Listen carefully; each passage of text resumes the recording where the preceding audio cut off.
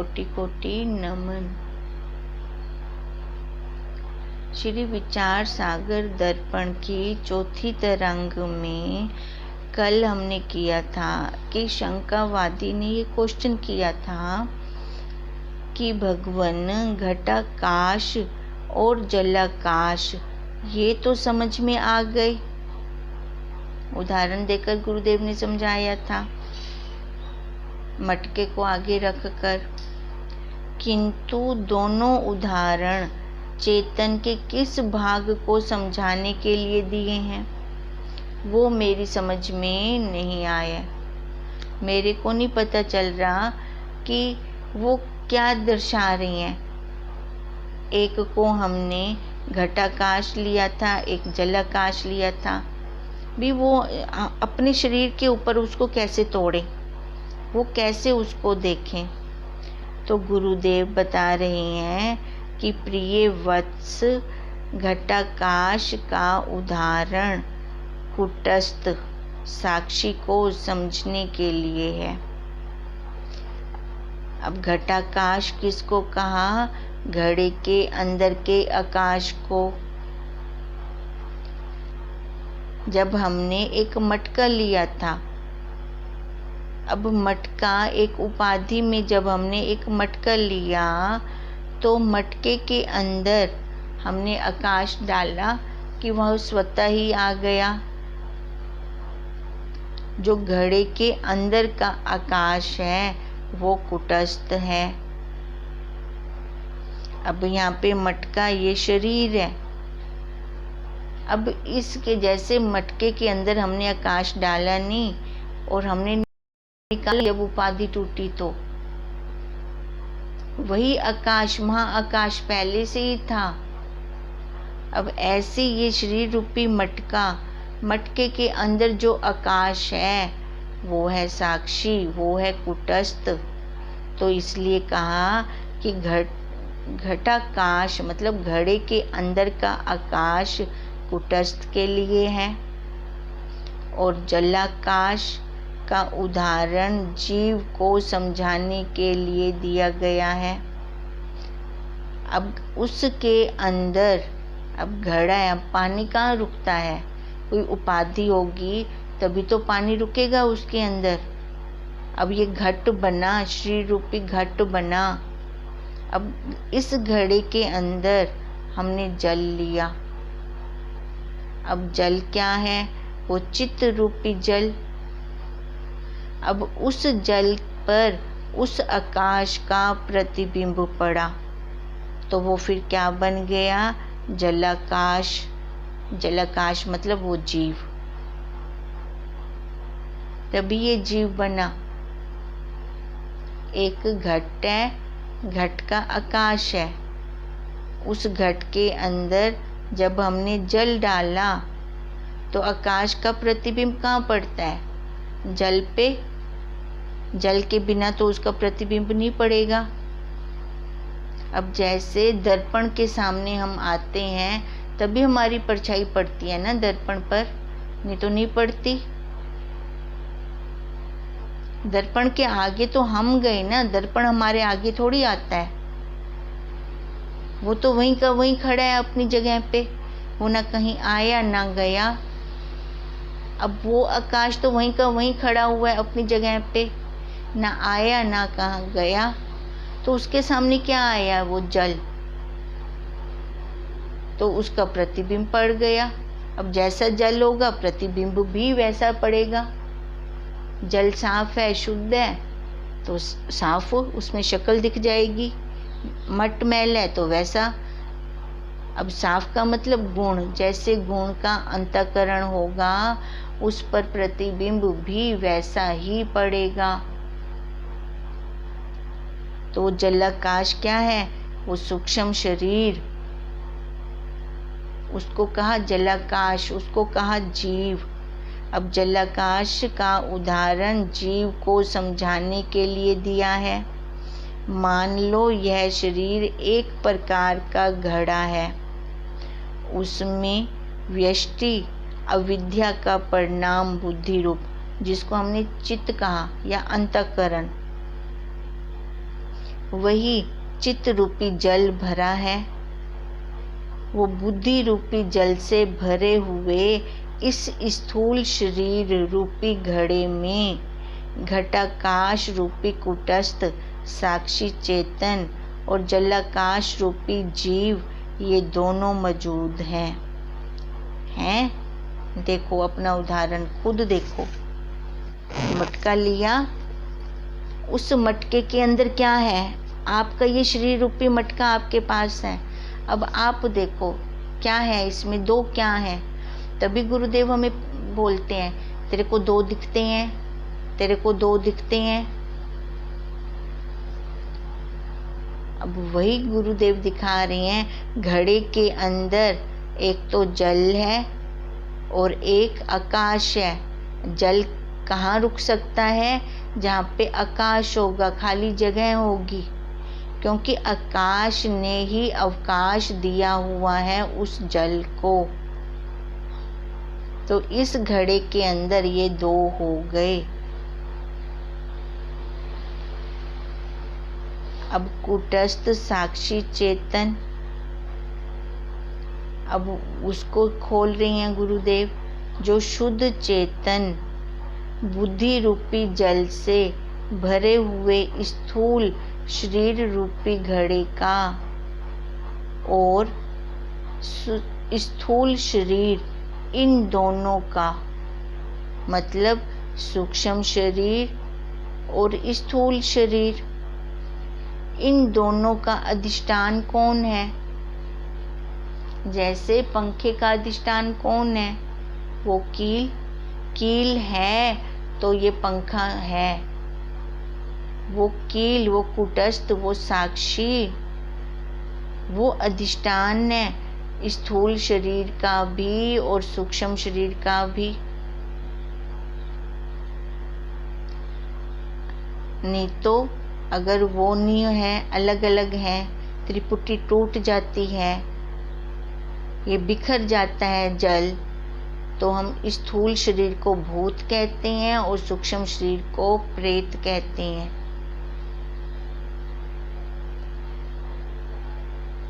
अब कूटस्थ को समझाने के लिए उदाहरण लिया है कूट, आयरन का।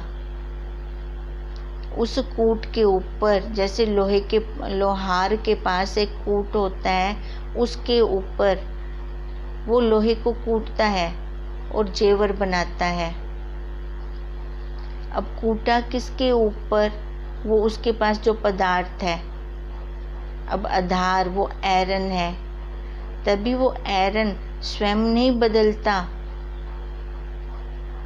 क्या बदल जाते हैं? जो वो आकार दे रहा है। इसी प्रकार वह शुद्ध चेतन स्थूल शरीर और सूक्ष्म शरीर दोनों का अधिष्ठान होते हुए भी उन शरीरों के विकारों से स्वयं असंग है, अलग है। उसके ऊपर दोनों शरीरों का कोई प्रभाव नहीं पड़ता। जैसे हम उदाहरण इसका साक्षी का आत्मा के आकाश के साथ भी लेते हैं। जैसे आकाश ने सबको अवकाश दे रखा है, ऐसे ही इस आत्मा ने, साक्षी ने, कूटस्थ ने, प्रकाशक ने इन दोनों शरीरों को अवकाश दे रखा है। दोनों शरीरों का अधिष्ठान वही कूटस्थ है, पर इन दोनों से अलग है।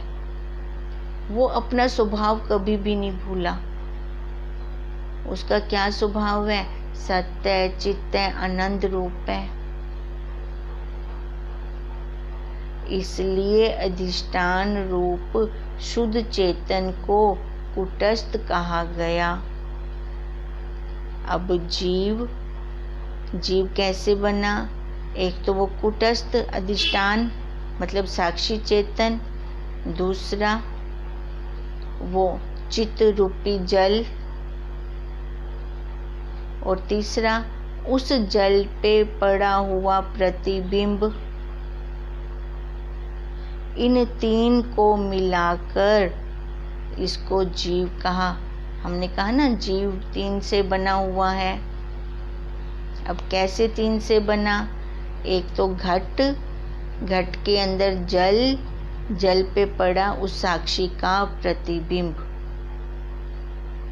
आकाश था तभी तो उसका प्रतिबिंब पड़ा। इन तीन को मिलाकर हमने जीव की उपाधि दी थी इसको। अब यहाँ पे शंकावादी की फिर से शंका हो गई, भगवान चेतन का तो कोई रूप ही नहीं है, फिर उसका प्रतिबिंब कैसे पड़ सकता है?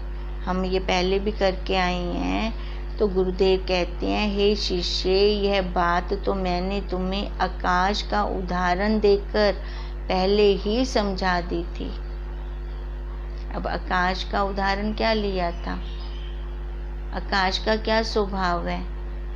शब्द और शून्य, उसका गुण है ये कि निरूप का भी प्रतिबिंब पड़ा करता है। जो वस्तु जैसी होती है उसका प्रतिबिंब भी वैसा ही होता है। सो जैसे निरूप आकाश का जल में और निरूप रूप का भी दर्पण इत्यादि स्वच्छ पदार्थों में प्रतिबिंब पड़ा करता है। शीशे के आगे खड़े हो जाओ तो वो उसी पदार्थ की परछाई को दिखा देगी। और जल के अंदर भी प्रतिबिंब पड़ा। जल भले ही थोड़ा सा है तो वो उस जल में हमारी पूरी की पूरी परछाई पड़ जाती है। जल भले ही घुटनों के नीचे तक का है पर उसमें हम छोटे दिखाई देते हैं कि हमारी पूरा ही प्रतिबिंब उस जल में पड़ रहा होता है।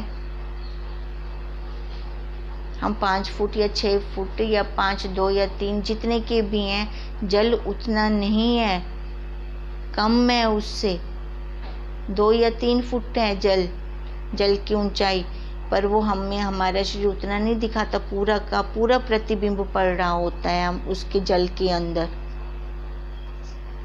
अब कैसे पड़ रहा होता है? वही गुरुदेव कह रहे हैं कि जो वस्तु जैसी होती है उसका प्रतिबिंब भी वैसा होता है, क्योंकि जल के अंदर भी आकाश है। उस आकाश ने ही प्रतिबिंब को अवकाश दिया है, पर अभी भी उसको ये समझ में नहीं आ रहा। तो वो फिर से शंका कर रहा है कि यह बात तो समझ में आ गई कि निरूप का भी प्रतिबिंब पड़ा करता है, किंतु जिसमें प्रतिबिंब पड़ता है उसका तो कोई ना कोई रूप होता ही है। अब उसका कहने का क्या मतलब है? आकाश का तो कोई भी रूप नहीं है, परंतु बुद्धि का कोई स्वरूप ही नहीं है। तो फिर निरूप बुद्धि में निरूप चेतन का प्रतिबिंब कैसे पड़ा? अब वो चित्त रूपी जल जो हमने लिया हुआ है, कहता है वो उसका भी कोई रंग रूप आकार नहीं है और आकाश का भी कोई रंग रूप आकार नहीं है, तो कैसे उसका प्रतिबिंब पड़ा? अब दर्पण आकार वाला है, हमें दिख रहा है। आकार वाले दर्पण के आगे हम आकार वाले खड़े हो जाते हैं तभी प्रतिबिंब पड़ जाता है ना उस पे। अब कहते हैं वो चित्त, वो भी बिना आकार का, और वो आकाश, वो भी बिना आकार का। अब वो कैसे बिना आकार वालों का कैसे प्रतिबिंब पड़ेगा एक दूसरे पे? कैसे उस आकाश जो बिना आकार वाला है, उसका वो चित्त जो बिना आकार वाला है, उस पे प्रतिबिंब कैसे पड़ेगा? वो तो जल का तो आपने समझा दिया मेरे को, वो तो मेरे को समझ में आ गया, पर जब मैं शरीर पे तोड़ता हूँ तो मेरे को कन्फ्यूज़न हो जाती है, कैसे होगा? तो फिर से गुरुदेव कह रही हैं कि इस बात को समझने के लिए पहले यह समझें कि प्रतिबिंब किसको कहते हैं। प्रतिबिंब एक प्रकार की प्रतिक्रिया होती है। बिंब की प्रतिबिंब, क्रिया की प्रतिक्रिया, ये दो अलग अलग नहीं है, एक ही है। और यह नियम है कि जैसी क्रिया होती है वैसी ही प्रतिक्रिया भी होती है। अर्थात जैसा बिंब होता है वैसा ही प्रतिबिंब पड़ता है।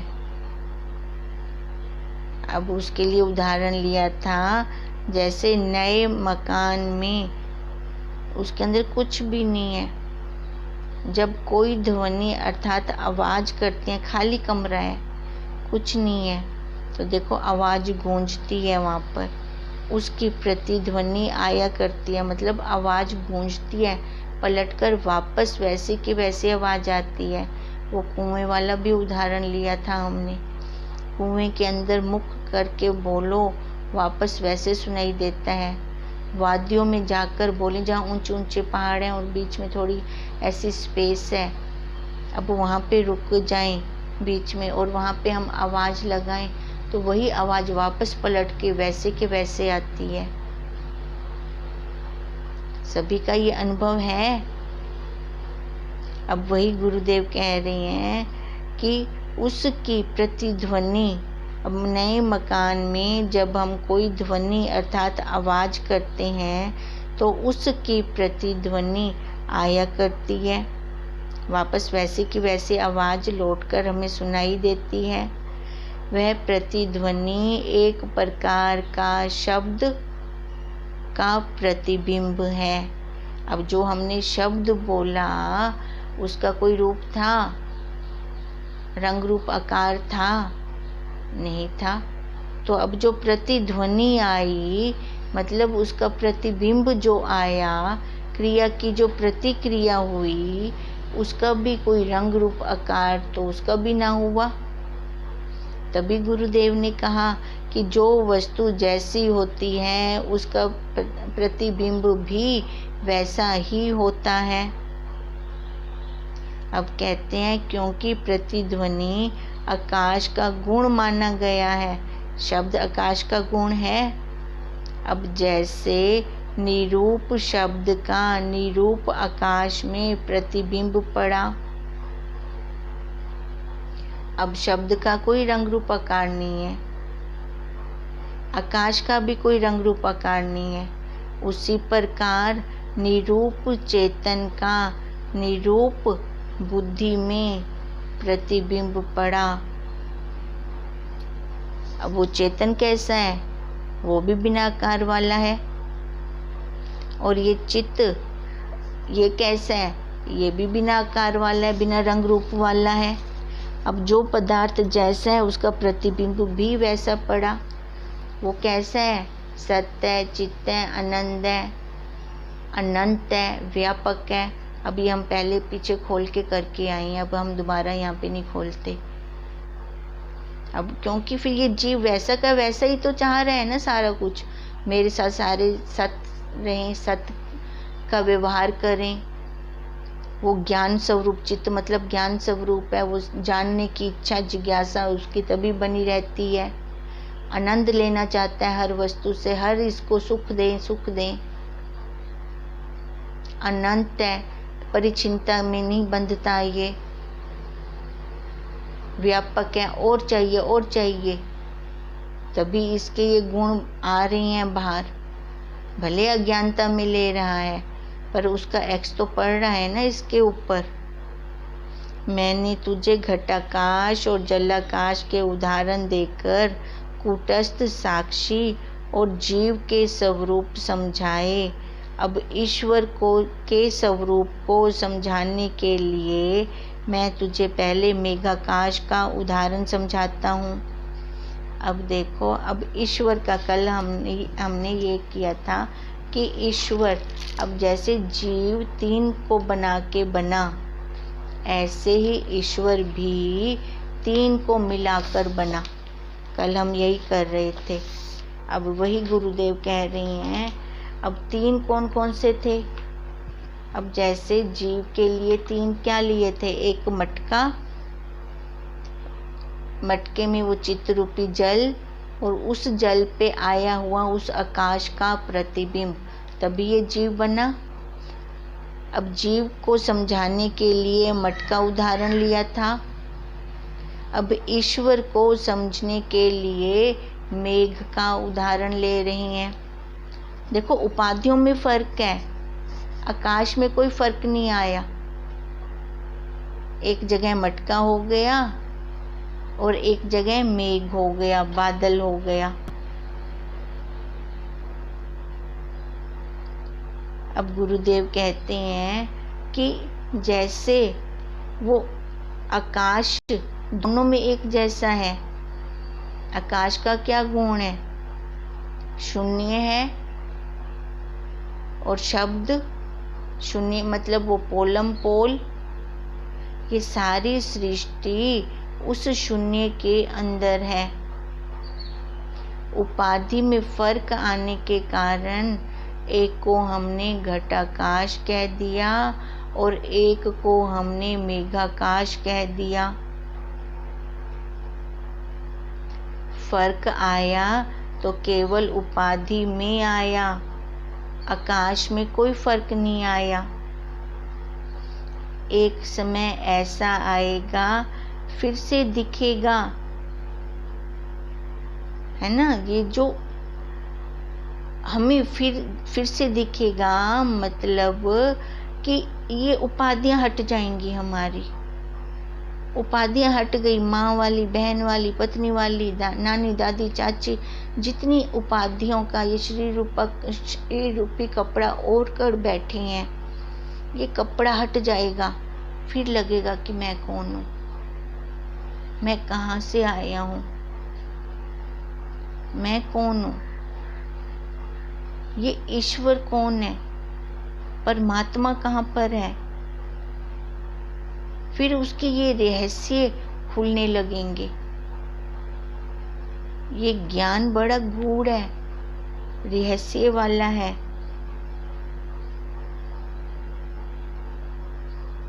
तभी गुरुदेव कहते हैं अगर ये वाला ज्ञान हमें समझना है, इसको बुद्धि में बिठाना है, तो पहले हमें अपनी बुद्धि को अपने गुरुदेव की बुद्धि से रगड़ना पड़ेगा, तभी तो वो तीसरा पैदा होगा, वो ज्ञान रूपी पुत्र पैदा होगा, जिससे हम ये समझ सकेंगे कि 3 को मिलाकर जीव बना और 3 को ही मिलाकर ईश्वर बना। अब ईश्वर वाले को क्या कहा, मेघाकाश, क्योंकि ईश्वर को मेघाकाश के उदाहरण से समझेंगे। मेघ है तो मतलब उसके अंदर जल भी है, उस जल को अवकाश महाकाश ने दे रखा है। जल कैसे रुका मेघ के अंदर, अब वो आकाश उपाधि के अंदर आ गया तभी मेघाकाश बन गया, नहीं तो क्या था, वो महाकाश था।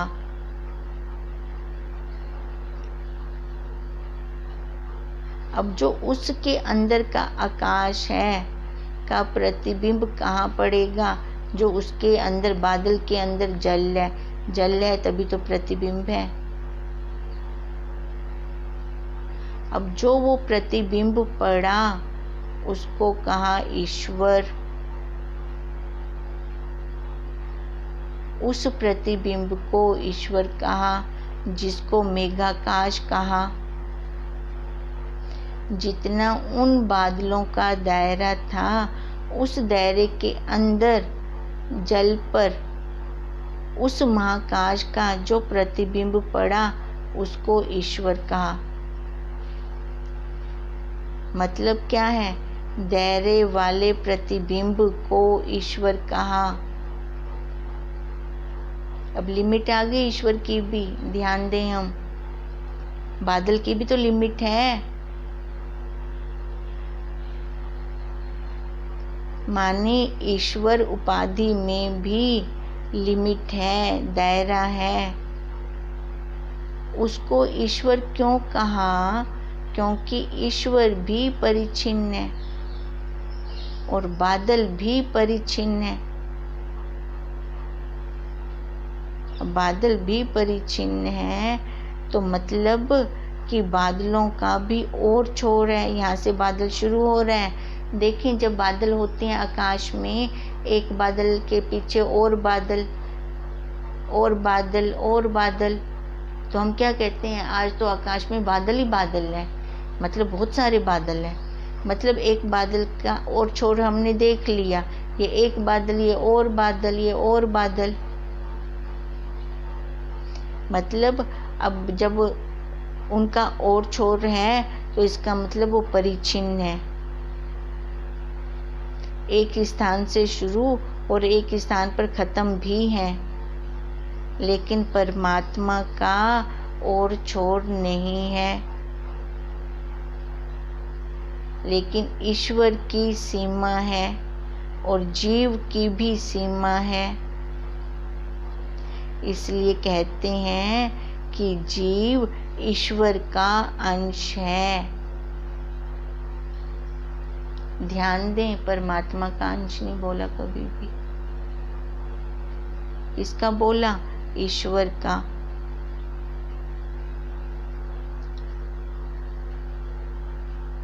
इसको अब हम फिर कल आगे करते हैं, टाइम भी हो रहा है।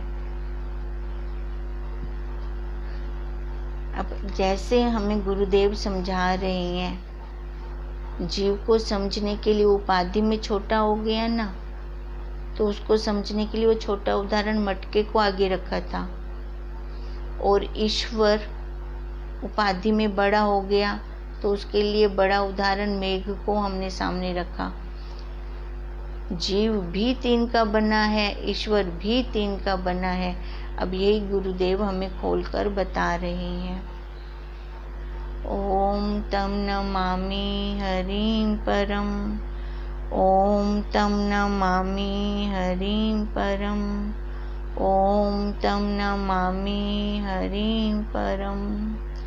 ब्रह्म स्वरूप गुरुदेव के चरणों में कोटि कोटि नमन।